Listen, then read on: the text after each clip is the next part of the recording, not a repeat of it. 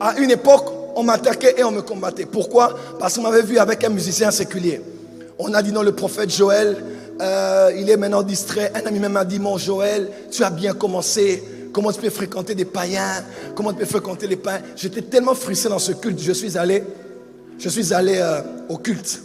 J'entre au culte, j'étais frustré. J'ai dit aux gens, mais les gens pensent que je suis distrait parce que j'ai fréquenté quelqu'un du monde séculier.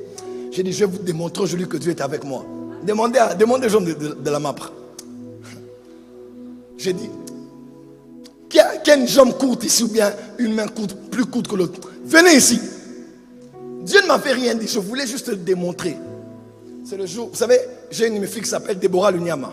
Elle est mariée au pasteur Jonathan Kambo de la jeunesse. Elle avait une jambe plus courte que l'autre. Elle boitait comme ça. J'ai dit quoi? Oh papa, je boite. J'ai dit viens ici. J'ai pris la jambe, pousse, pou, la jambe.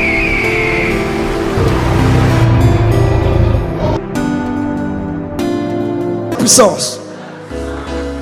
Que veut dire un ministère de puissance? Rapidement.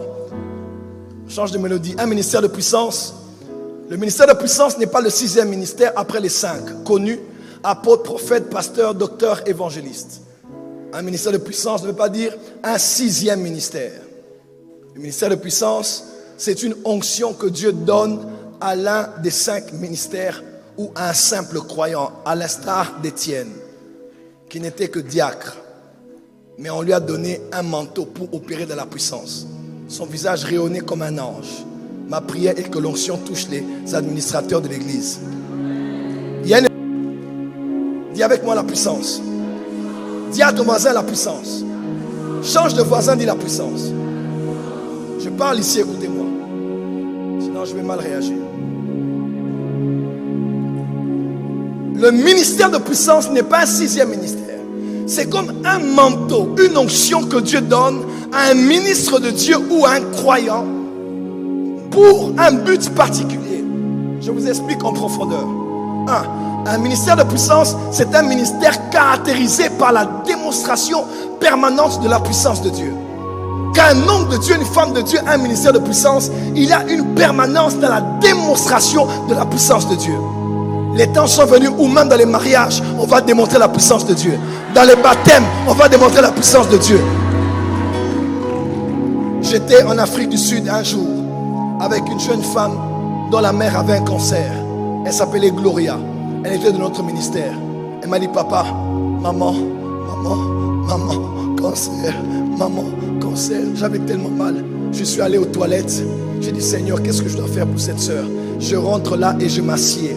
Il y avait des jeunes blancs, permettez-moi, qui étaient à côté, casquette, basket, en train de rigoler. Et pendant que je parlais avec la sœur, j'en parlais en français, l'un s'est retourné, il nous a regardé et il a dit, I have a word of the Lord for you. Donc j'ai une parole du Seigneur pour vous. J'ai dit quoi? C'est moi le prophète ici. C'est quoi ce jeune garçon en casquette, basket? Frère, Dieu n'est pas dans l'apparence. Quand la puissance est là, elle est là. Et le jeune a commencé à dire, en anglais s'il vous plaît, il a dit, ta mère a un cancer, mais ainsi parle l'Éternel. Il a commencé à décrire la famille et à donner des détails. J'ai dit à Dieu, mais qu'est-ce que je vois ici dans ce jeune garçon? Lorsqu'il a fini de parler, je lui ai posé la question, j'ai dit, qui êtes-vous? Il m'a dit, on s'appelle, en anglais ça veut dire les chasseurs d'âmes. Je crois, Soul Hunter, quelque chose comme ça. Il dit, nous sommes une équipe de gagneurs d'âmes. On va dans les maisons, on cherche Dieu, on prie pour que Dieu nous dise où évangéliser et à qui parler. Et des fois, Dieu nous dit, vous irez dans tel carrefour, vous allez voir un Indien. Il s'appelle tel, son père s'appelle tel. Il est temps que le prophétique entre dans l'évangélique. Je dis, il est temps que le prophétique entre dans l'évangélique. Je dis, il est temps que le prophétique entre dans l'évangélique. Il est temps que le prophétique nous emmène à gagner des âmes comme la femme sur le puits de Sichar. Que les évangélistes disent amen très fort. J'ai dit, mon Dieu, qu'est-ce qui se passe? Mais ce sont des jeunes qui ont décidé de ne plus aller évangéliser comme battant l'air, mais d'avoir des directions spirituelles partout où ils devraient aller évangéliser. C'est un ministère caractérisé par la démonstration permanente de la puissance de Dieu. Deuxièmement, qu'est-ce qu'un ministère de puissance? Un ministère de puissance, c'est un ministère caractérisé par la manifestation permanente des dons de puissance. Les dons de puissance sont dans les 9 dons spirituels, le don d'opérer les miracles, le don de foi et le don de guérison. Quand un homme a un ministère de puissance, ce ne sont pas des manifestations circonstancielles. Je me rappelle que j'ai prié pour un malade en 2014 et il a été guéri. J'ai prié pour quelqu'un, il a été délivré en 2013. Non, un ministère de puissance, on peut le voir dans la permanence de ce manteau sur lui. Il va dans tous les différents groupes linguistiques. La puissance de Dieu est la même. La puissance de Dieu produit les mêmes résultats. Dieu n'a aucune limite à cause de cette puissance sur lui. Je prie aujourd'hui que les dons de puissance opèrent par toi. Élève les mains, dis Seigneur, les dons de puissance. Dis encore les dons de puissance. Dis avec moi le don de foi. Il m'est arrivé d'entrer dans un culte comme ça. J'entre dans un culte et je dis aux gens, quel miracle vous voulez voir aujourd'hui? Parce que le don de foi n'est pas la foi ordinaire. Hein?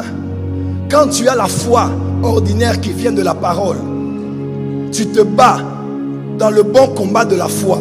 Le doute vient, tu te bats en confessant la parole, en te convainquant de ce que tu crois être vrai venant de Dieu.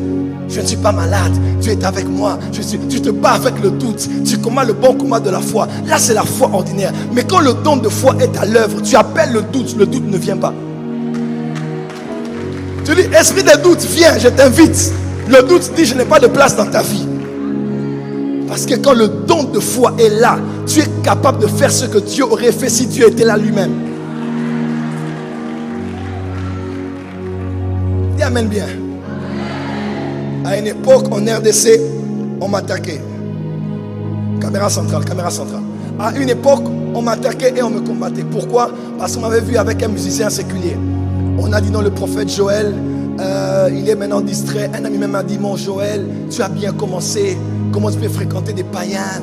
Comment tu peux fréquenter les païens? J'étais tellement frustré dans ce culte. Je suis allé au culte. J'entre au culte, j'étais frustré. J'ai dit aux gens, mais les gens pensent que je suis distrait parce que j'ai fréquenté quelqu'un du monde séculier. J'ai dit, je vais vous démontrer aujourd'hui que Dieu est avec moi. Demandez aux gens de la MAPRE.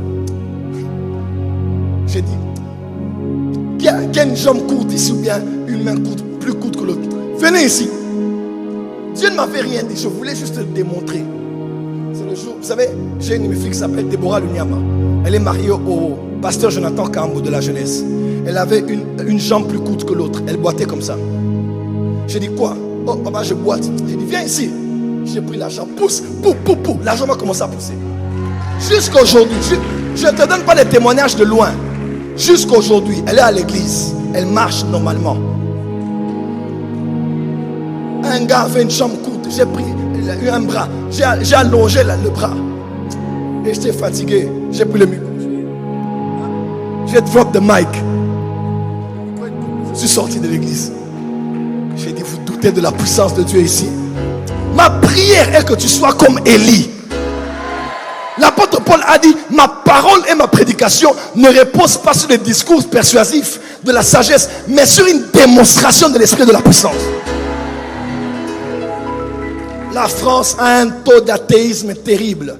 Les gens même à l'église ont une légèreté dans la présence de Dieu. Devant Dieu, il est là. Devant un gouverneur, il ne le fera pas. Devant M. Macron, il ne le fera pas. On prend tout à la légère ici. Frère, le temps est venu où il faut que des miracles viennent comme dans les actes des apôtres. Do you believe this miracle? Supernatural dunamis power. Are you hearing me? Receive a miracle.